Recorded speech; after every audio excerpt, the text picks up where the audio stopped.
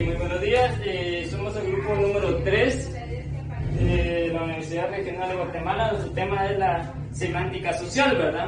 Los integrantes de nuestro grupo están mi persona, Elmar Aguilar Alvarado Pop, Vinicius Samayoa, Luis Marcos del Cid, Orlando Ramírez y Kevin González, ¿verdad? Somos estudiantes de la carrera de Ciencias Jurídicas y Sociales, Abogados y Notarios.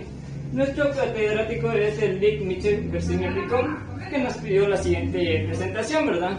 En lo que es la semántica social. Entonces, damos inicio a la presentación.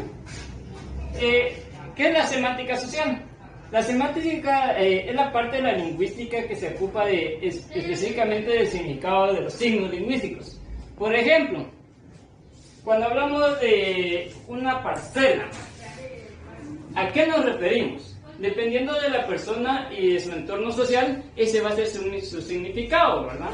Porque para una persona de ciudad, una parcela puede ser una porción de tierra, ¿verdad? Mientras para una persona de campo, una parcela puede ser un terreno, trabajo, siembras y el calor respectivo que se desarrolla en la hora laboral, ¿verdad? Ese sería, en el campo de la semántica, el significado de parcela, ¿verdad? No sé si estamos bien ahí. En la siguiente presentación tenemos lo que es la sinonimia. La sinonimia es la relación semántica de la identidad o semejanza del significado entre determinadas expresiones o palabras llamadas sinónimos. Por ejemplo, sinónimos de desastre son calamidad, devastación, ruina, catástrofe y cataclismo. Cuando hablamos de desastre, es dependiendo cuál es el significado que le da cada persona. Cuando fue el desastre del volcán de fuego, unos dijeron hubo una devastación en la comunidad, mientras otros a nivel nacional dijeron hubo una catástrofe, mientras que a nivel internacional se dijo que hubo un cataclismo, ¿verdad? Entonces estamos viendo ahí que dependiendo de donde esté esa persona y el entorno social, así va a ser el significado que se le va a ir dando, ¿verdad?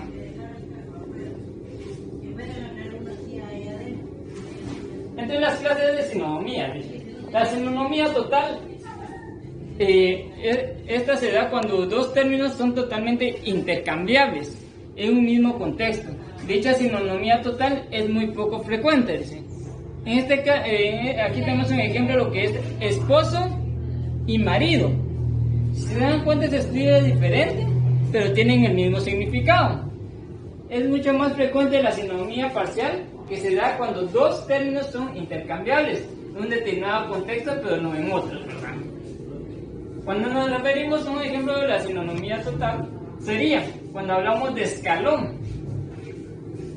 Yo le puedo decir escalón, mientras mi compañero o mi compañero le puede decir peldaño. Cuando uno está estudiando, algunos docentes dicen, mis alumnos están realizando las tareas. Mientras que otros docentes dicen, mis discípulos están realizando sus tareas. Esa es una clase de la sinonimia total, ¿verdad? En la siguiente presentación tenemos la sinonimia conceptual. La sinonimia conceptual, los términos relacionados remiten al mismo referente y significan exactamente lo mismo. A veces pueden haber una cierta preferencia de un dialecto por una forma y la preferencia opuesta en otro dialecto. Por ejemplo, volvemos a repetir, cuando hablamos de marido y esposo, ¿verdad? Imagínense una señora que le diga a su hija, le pregunte, ¿y tu marido dónde está? La señora pregunta, está trabajando. Mientras viene su cuñada y le dice, ¿y tu esposo dónde está? Está trabajando. ¿Se están dando cuenta? Utilizan dos palabras muy diferentes, pero que le vienen a dar el mismo significado. Por ejemplo, un claro ejemplo es los que viven en la ciudad y los que viven en el área rural o en el área urbana. Cuando decimos vamos a la alberca, ¿verdad? Vamos a tener una fiesta en la alberca. Así dicen los que viven en la ciudad por lo regular. Mientras los que vivimos en el área rural decimos vamos a realizar una fiesta en la piscina. ¿Se dan cuenta? Estamos hablando de lo mismo. Bueno. En la siguiente clase de sinonimia tenemos la sinonimia referencial. La sinonimia referencial son los términos relacionados que remiten al mismo referente, pero no significan lo mismo, no presentan exactamente los mismos rasgos significativos. Por ejemplo, cuando hablamos de limonada y una bebida, tenemos que estar claro que no se refiere a lo mismo, ¿verdad? La limonada sabemos que es una bebida compuesta de agua, limón, azúcar y hielo, ¿verdad? Mientras que una bebida puede ser diferente, ¿verdad? Como por ejemplo aquí en esta imagen tenemos, cuando hablamos de bebida, puede ser una bebida de naranja, de uva, de piña, de sandía. Mientras cuando hablamos de una limonada nos referimos a una en sí, ¿verdad? Que es limonada, ¿verdad? Esa es la sinonimia referencial porque hacemos referencia a un solo objeto. Ahora, cuando hablamos de antonimia, la antonimia es una relación que se establece entre dos palabras cuyo significado es incompatible en un mismo contexto. Así, los antónimos son palabras que pertenecen a la misma categoría, a la sintáctica, ¿verdad? Cuyo significado es contrario o opuesto. Por ejemplo, cuando hablamos de vida o muerte, alto, bajo, pagar y cobrar, ¿verdad? No podemos referirnos a una persona que está viva y una persona que está muerta, ¿verdad? Ya que sabemos que una persona que está viva tiene todos sus signos vitales funcionando, ¿verdad? Mientras que una persona que está muerta, sus signos vitales ya no están funcionando, ¿verdad? Entonces, sabemos claramente que son diferentes, ¿verdad? Con relación entre la antonomía y el campo semántico, considerando que en el campo semántico es un conjunto ordenado de palabras con rasgos significativos comunes y conociendo que los antónimos son palabras que poseen significados opuestos, podríamos llegar a una conclusión errada y plantear que son conceptos excluyentes cuando en realidad existen entre ellos una relación de carácter indesligable, ¿verdad? Como son los antónimos. Cuando hablamos de antónimos nos podemos decir despejado y nebuloso. En el campo semántico, una persona que se dedica a trabajar con lo que es el tiempo. Si decimos está despejado, una persona que trabaja con el tiempo puede tener una definición estado del tiempo, ¿verdad? Cuando hablamos de recto y curvo, una persona que sea un artista lo puede entender por trazos o líneas. Cuando hablamos de idealismo y materialismo, una persona filosófica lo puede, o un docente lo puede entender como corrientes filosóficas, ¿verdad? Mientras cuando hablamos de cuerdo o enajenado, un profesional que se dedique a lo que es la psicología puede entenderlo como estados mentales, ¿verdad? A eso se refiere. Cuando hablamos de la homonimia, homonimia es una relación que se establece entre palabras que no están emparentadas, ¿verdad? No están emparentadas semánticamente, pero que guardan algún tipo de semejanza en su forma. Los homonimos, entonces, son diferentes palabras que tienen la misma forma fonética, pero distinto significado. Por ejemplo, cuando aquí tenemos dos clases, allá sin H y allá con H, onda con H y onda sin H. Mientras tenemos sabía con B y sabía con V. Entonces, en esta diapositiva vamos a dar una explicación un poquito más detallada. Palabras homófonas, que es, estamos hablando de la homonimia, ¿verdad?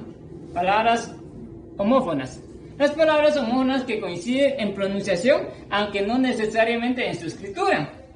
Esto haciendo referencia a lo que es onda con H y onda sin H, ¿verdad? Que es esta palabrita que está acá.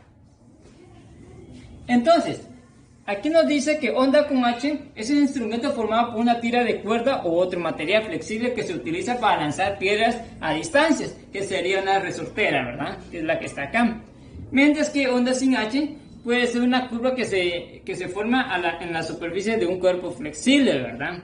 Que lo hace referencia a un artista que se dedica al dibujo, ¿verdad? Entonces, si le dicen a un artista, dibújame una onda, entonces el artista le dibujaría ondas como esta, ¿verdad? Mientras si le dicen a una persona que vive en el campo, dibújame una onda, él le dibujaría una resortera como esta, ¿verdad? Entonces estamos hablando del significado según el contexto en donde nos encontremos.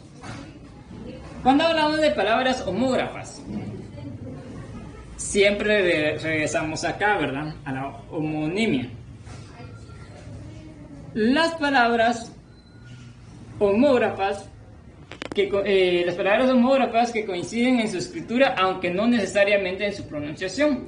Cuando hablamos de sierra, una persona que vive en el campo lo puede entender como una elevación de terreno, mientras que un carpintero sierra lo puede entender como un instrumento para cortar madera o metales, ¿verdad? Entonces estamos viendo que es dependiendo de la persona que lo interprete, va a tener así su significado, ¿verdad? Cuando hablamos de vino, este es un claro ejemplo de vino. Puede ser del pasado del verbo venir, ¿verdad? Cuando le decimos a nuestra hermana, José vino ayer, ¿verdad? Nos referimos al verbo de venir, que una persona vino. Mientras cuando decimos vino, también puede ser un sustantivo de una bebida alcohólica elaborada a partir de la uva. O podemos decir, vamos a tomar una copa de vino, ¿verdad? Nos referimos a esa bebida. Ahora, la paronimia es la relación existente entre palabras parecidas a nivel fónico, aunque no idénticas, pero diferentes a nivel gráfico o semántico. La paronimia, pues, son dos palabras que guardan semejanza en su pronunciación, pero son diferentes en su significado y escritura. Por ejemplo, cuando hablamos de Maya con Y Maya con L. Cuando hablamos de Maya con Y, nos referimos a una cultura o a un pueblo que todavía existe aquí en Guatemala, ¿verdad? Aunque ya está en extinción, ¿verdad? Mientras cuando decimos Maya con L, nos referimos a la red de un tejido, ¿verdad? Cuando hablamos de caza con Z, nos referimos a capturar a un animal. Mientras cuando decimos cazar con S, nos referimos a unir a una pareja, ¿verdad?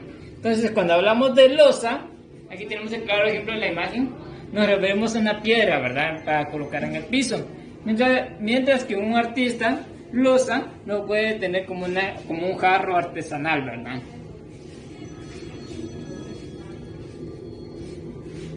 Entonces, para continuar, seguimos con la polisemia. La polisemia es un término que se emplea para denominar la diversidad de acepciones que contienen determinadas palabras o signos lingüísticos. La polisemia también es un concepto que hace referencia a los diversos significados que pueden tener una frase o expresión según el contexto. Ejemplos de palabras polisémicas.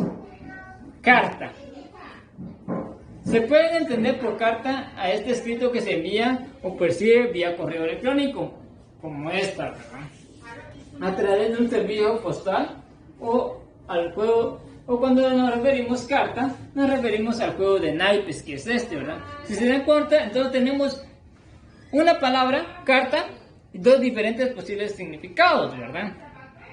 Como por ejemplo, ayer envié una carta de felicitaciones a mis compañeros de trabajo. Nos hacemos referencia a este documento físico, ¿verdad? Mientras cuando dicen otras personas, los juegos de cartas son de mi agrado. Hacemos referencia a este objeto que son los naipes, ¿verdad?